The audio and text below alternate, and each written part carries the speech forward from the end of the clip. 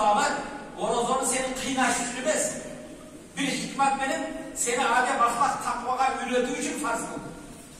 Ana hurmatlı Müslüman tutan maksat neydi? Seni kıynap açka kaldırır emas, seni kursaka, aşkazanga, kulağına kul emasın. Benim kulumsun bende. Adem ahlakını takvamdı onda dedim. Peygamber sallallahu aleyhi ve sellem men lem yeda kavle zuhur. Kim jalgan sözün taşlamasa, jalgandan görgötlerin taşlamasa, vel amele bih, jalgan sözlerine amal kılgan taşlamasa, vel cehle, nadanlık, oray mamlesini taşlamasa, feleyse lillahi hâce fi en yeda ta'ama ve şaraba, anın tamak açtan tıyılganına Allah muhtaç emesin. Orozo karmağaları, kalp aytkanı taşlamasa, kurcala aytkanı taşlamasa, jalgan sözüge amal kılgan taşlamasa, anın açka kalganlığın, çarkalganlığın, susaganlığın Allah Teala hiç muhtaç emesin. Mesele neyken? Orozda sundu, kalp süylüyor. Orozda sundu, jalan nesini bölüştü. An nesini süylüyor. Hurmatlı Müslüman bir tutan, ihtisaben de. Soğunu ümit kurdu. Orozda kanalın parançaya beni görüp başına orozda kalmadım.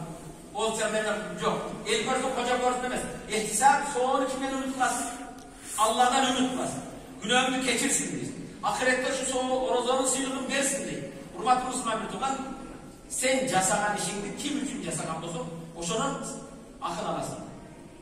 Orozdan evin karnı aç. Hadi sallar için karnı atarsın. Ki atandan korkun. Ki ustazdan korkun. İşte kim için? Casagan ibadetin kim için olmam olsun? Soğuğunu o şunun unutmaz. Hurmatlı Müslüman bir tutan. İkinci mesele. Benim için de gelip kutuptaydı gelmez. Ramazan mabruk, orozu marek olsun degenimiz, senin günahların keçirilip duran ayga cetmenin berekeli olsun. Günahların keçirilsin, istiğfar et, Allah Teala'nda orozu kalmadı. Cekede bunu da kavunda tutuşuzunuz.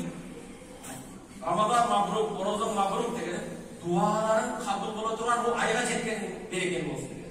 Ne için Peygamber Allah Teala kelime ve izâ sa'aleke ibâdi anni, bu orozu ayetlerinde gelir. Bakara suresi 186. ayet. Kaçan beddelerin en yönünde surası. فَاِنِّي قَرِيبٍ ben Allah'tan öte yakınım. اُجِيبُ دَعْوَةَ الدَّاعِ dua kılanın duasına cevap verir. فَلْيَسْتَجِيبُ Allah da bana cevap versin. Ne de cevap verir?